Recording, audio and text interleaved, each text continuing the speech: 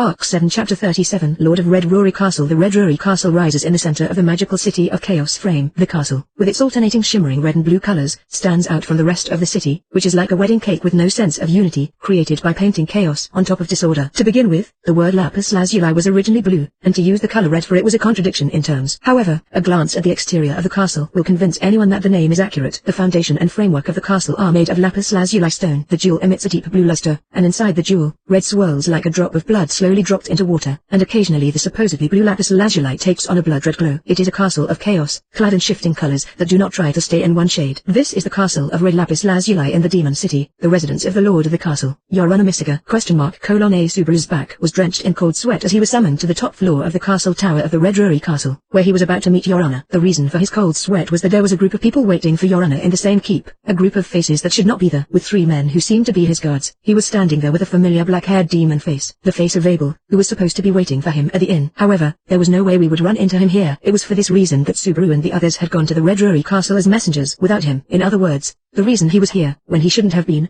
was a broken bar. Natsumi, he's a fake, disguised as the Emperor. Subaru's cheeks twisted in whiteness as he muttered this in his mouth. He had been told in advance that there was someone who looked like Abel and acted like him. The accuracy and suddenness of the encounter surprised him, but that didn't stop him from suspecting it. Natsumi, one of the 9 divine generals, the shadow warrior of Emperor Vincent the Volca. Hey, Abel Chin, why are you here at a broken bar? A broken bar. Al, whoa, are you okay? Medium Chan, Al Chin is here. Behind Subaru, who froze in shock, a dangerous scene occurred. She spotted a familiar face among the guests, and Medium called out to him in a friendly manner. Although he was taller than her, she was surprised at the outburst of the armed man, but complied. Just as he was about to do so, Medium's actions were cancelled out. The exchange seemed suspicious enough to the other party, though, and aside from the man with the same face as Abel, the yellow-green-haired figure who was probably his bodyguard glared at him. Nevertheless, Natsumi, Al, that was a nice follow-up. Al, yeah, I'll stick with patting myself on the back for a god-awful response, too.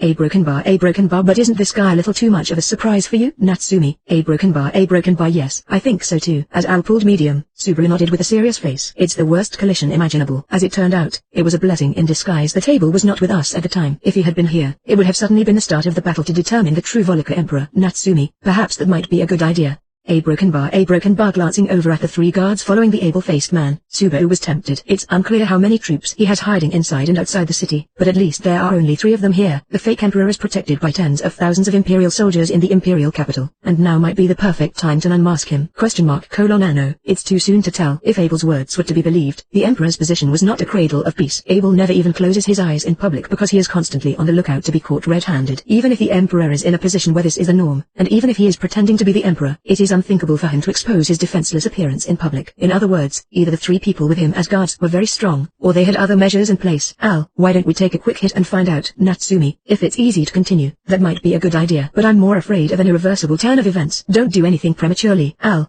I don't know how serious he was, but Al didn't seem to mind that his proposal was being rejected. Al's opinions tend to be relatively rejected, but that's because he's the one who comes up with the hasty ideas that Subaru seems to come up with first, giving us time to calmly assess them. Thanks to him, I have less detours in my thinking and can devote more time to scrutinizing the straightforward options. At the very least, we should try to find a way to get through this without offending the false emperor and his group. I also want to determine the purpose of the other party's visit. Why did they show up at the Chaos Frame at this time? Even though the actual situation was different, it was as if the emperor himself was visiting. Medium, in the midst of this thought, Medium, who had her mouth covered, groaned something. It's not surprising that she was upset when she was made to step back without explanation and her mouth was left covered, so Al hurriedly released her, saying, sorry, Medium. Phew, that was hard. Al, sorry, I didn't notice. Just because Medium Chan's cheeks are soft doesn't mean I did it on purpose. Natsumi, the more you say, the more you'll be suspected of sexual harassment. Al, I don't know, but it's more than that. Subaru gives a blank stare to Al's excuse, and Medium, breathing with her whole body, thrusts her fingers with both hands. Subaru and Al both recoil at her forcefulness. Medium, hey, I'm still not sure about this a broken bar thing, but is that Abel Chin different from the Abel Chin we know? Natsumi, oh, yeah, that's right. The real Abel is supposed to be sitting in an inn downtown, waiting for us to come back, right? That's why he's so weak right now. A broken bar Medium. Wouldn't it be bad if that were the case? Because, you know, Natsumi-chan, Natsumi, me? I don't know a broken bar. Even though he says he doesn't understand, He understands the essence of the problem. Subaru, who had frowned at being the subject of that point, immediately understood her concern. Medium's point, and what she intended to do with it, was obvious, and it was something that Subaru and Al should have noticed before she did. Of course, once they realized it, they wouldn't have had time to take countermeasures. Still, they should have been prepared enough to discuss how to proceed. Dear girl, Yorana Misaka-sama is here. Without giving them a chance to do so, the one who announced that time was up was the dear girl who was acting as their guide. Appearing again, the girl bowed her large, antlered head and bowed to Subaru and the rest of the false emperor's group. Then she opened the door at the front of the hall and said, "Please." When Subaru saw the figure slowly stepping into the room, he succeeded in verbalizing the impression he had of the dear girl. Subaru's impression of the dear girl was that she resembled a kaburo. 1. Kaburo were apprenticed prostitutes who worked in Japanese brothels in the olden days, learning etiquette and art while taking care of the prostitutes in the glamorous Hanamaki district. The unexpectedly stylish kimono and hair ornaments must have made Subaru think so. Above all, the obvious reason was the person who brought the girl with her. Now the reason why Subaru succeeded in verbalizing kaburo was precisely because of the person who showed up. Forgetting to breathe and looking at the person with eyes wide open was an instinctive reaction to the fact that human beings are consumed by something beautiful and overwhelming, something that has taken over their consciousness. Don't we have a lot of guests today? The tall woman's slitted blue eyes narrowed as she said this. Her tall, slender body is wrapped in a bright kimono with a floral pattern, and her hair, which gradually turns from white to orange as it reaches the ends, is carefully and beautifully tied up. Her hair was adorned with hair ornaments made from animal bones and horns, as well as other hair ornaments made from fangs and scales, all of which served to delight the eyes of the viewer. However, they were only ornaments, a form of beauty created by human hands. In order to truly display their charm, the quality of the person on display and their contents is important, and in that element, the quality of the person wearing the kimono was something that did not need to be questioned. Now the woman's beauty was remarkable as she moved her slender body supplely and walked slowly. The sophisticated gestures and actions that seemed to have been calculated to be seen, despite the somewhat languid atmosphere, are glimpses of the optimal solution to the act of attracting attention. The impression of her shuffling steps is accentuated by her fox tail, which seems too large for her slender frame, and the 9 richly furry ones, combined with the tied-up hair, the hairpin, and the beast's ears that lifted up in the hair ornament. The information that this was a beautiful fox woman in a kimono seeped into my brain like alcohol. Welcome to our castle. All the way from here. With that, the beautiful woman sat down on a chair provided in the upper part of the hall, throwing out her long, supple legs and resting her weight on the armrest. She reached out her hand, and the kaburo who followed her held in her white fingers a fine gold-painted smoking pipe. She lit the end of the pipe in her hand and smiled bewitchingly as she let the purple smoke rise into her lungs. She looked down at her guest, the Emperor of Wallachia, who was in higher position, and welcomed him in the lower seat. Her majestic and gorgeous appearance, her speech, and the way she wore her kimono, exposing her thin shoulders, together with the presence of the bald woman with her, reminded Subaru of the words prostitute and courtesan. Of course, Subaru had never seen a real prostitute or a brothel. It was just something he had learned from period dramas that dealt with the old days, but nothing else came to mind. No, it's an exaggeration to say that there are no other words to describe her. There are undoubtedly other words to describe her in this situation. It's true that she's a beauty and a prostitute, but before that, she's the 7 of the 9 divine generals. Yorana Misaka, the beautiful woman who appeared. Yorana Misaka was called by name and looked at the man who called her on the wooden floor. Looking back into Yorana's blue eyes is the fake emperor. Let's call him Vincent to differentiate him from Abel, but it's him, Natsumi. Of course, it's the same voice, a broken bar. It was a single word, but it was the same tone of voice as Abel. It seems that the resemblance is not only in appearance, but also in the tone of voice. I was not surprised at all, as it was only natural that the voice should also resemble the figure. Rather, Subaru gasped at the sight of Vincent and Yorana facing each other. They looked at each other silently and exchanged glances. As magnificent as a painting, a beautiful and lustrous beauty, and an emperor with a magical face that miraculously combines dignity and majesty. What kind of event will be left in the history of the empire when the two meet today? Whether it will lead to love or bloodshed will depend on the future. Natsumi, a broken bar. What is the purpose of this? The question that he cannot answer at the moment is why Vincent's group came to the magical city. The encounter with them and Yorana's appearance took precedence over his reaction to them. But what was the purpose of Vincent's visit? What was his purpose in coming to the rebellious 9 divine generals? As long as he needed to play the role of the real emperor, there must be some justification for it. And why did Yorana welcome the emperor, with whom she had a bad relationship, to her castle? If I were to say that Yorana's position made it impossible for her to refuse, that's all I would say. Yorana, well, my lord, it's been a long time. In front of Subaru, who was having a hard time thinking, Yorana smiled with the corners of her eyes lowered and put a smoking pipe in her mouth. As she exhaled the purple smoke, she closed one eye rudely and said, Yorana, I am honored to have the honor of seeing your face in this way. No matter how many times I invited you to come to the Magic City, you would never have come. Vincent, invitation? Vincent frowns unpleasantly, not mentioning the 2 disrespectful things, her posture and the purple smoke. He crosses his slender arms, tapping his elbows thoughtfully with his fingers. Vincent, is your invitation that you have often raised against me? If so, my response would have been tangible. Yorana, yes, indeed. However, My neck is still connected to my body like this. Besides, it seems that you don't have that troublesome little boy with you today, Vincent. Your Honor, I'm so excited to see that my thoughts have reached you. Sir, please forgive me. Your Honor clears her throat and smiles with a chuckle, but Vincent's expression did not waver a bit in the face of her seductive tone and smile. I was impressed by Vincent's perfection as a false emperor, but at the same time, I was curious about Your Honor's attitude, the passion in her eyes and words towards Vincent. It was only a short exchange, but in Subaru's eyes, the two of them were broken bar. Natsumi, Nei-chan, you're not rebelling to get Abel-chan's attention, are you? Al, I hope that's not the case.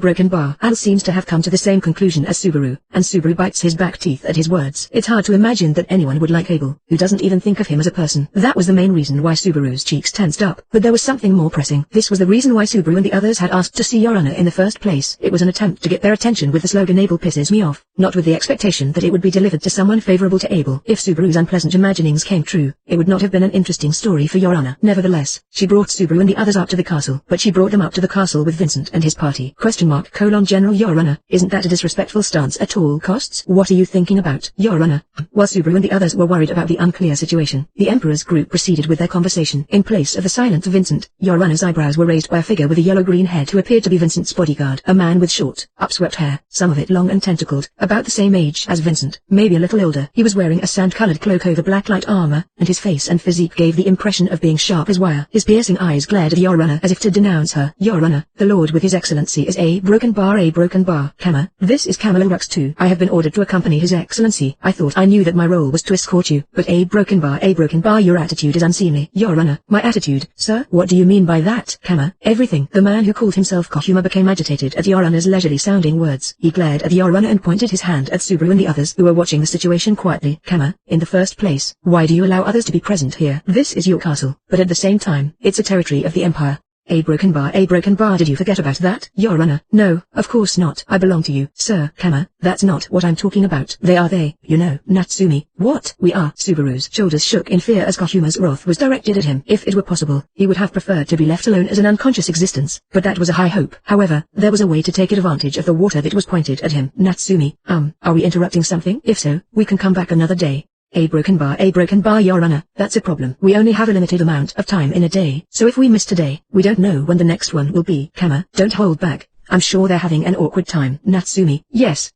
exactly. For some reason, Your Honor was trying to keep Subaru and the others back, but somehow she and Kohuma agreed. As long as she is accompanying the fake emperor, she and Kohuma are enemies in terms of position, but her words and actions are so straightforward that she seems to be the only ally in this situation. However, Vincent, Your Honor Misaga, what are you thinking? Suddenly, it was Vincent Vonica, the false emperor himself, who broke the air as soon as he spoke. Kohuma, who had been in high spirits, immediately backed down. Despite the familiar voice and the familiar face, Subaru felt his insides shrink. Even though he knew it was a fake, the intimidation was real. Vincent, answer me. What are you thinking about? With that, Vincent silenced his servant and the uninvited attendant, and asked Your Honor again. Your Honor's eyes narrowed slightly in response to his question. In his high spirits, she gently brought the pipe to her mouth, let the fluttering purple smoke enter her lungs, exhaled sweetly, and fumbled for an answer. Kohuma's cheeks tugged slightly at the disrespect of keeping the emperor waiting yet again. Your Honor, of course, we will always think of you, Emperor A broken bar Volika, AQ. You have a cold look in your eyes, but I'm sure His Excellency will be more pleased if you don't lower the attitude for the guests over there. With a small laugh and a confident attitude, Your Honor scoffed at Subaru and the others. It was only then that Vincent's attention turned to Subaru and the others. He must have judged that there was a reason for the previous exchange other than Your Honor's whimsy. In order to break the bad trend, Subaru coughed and said,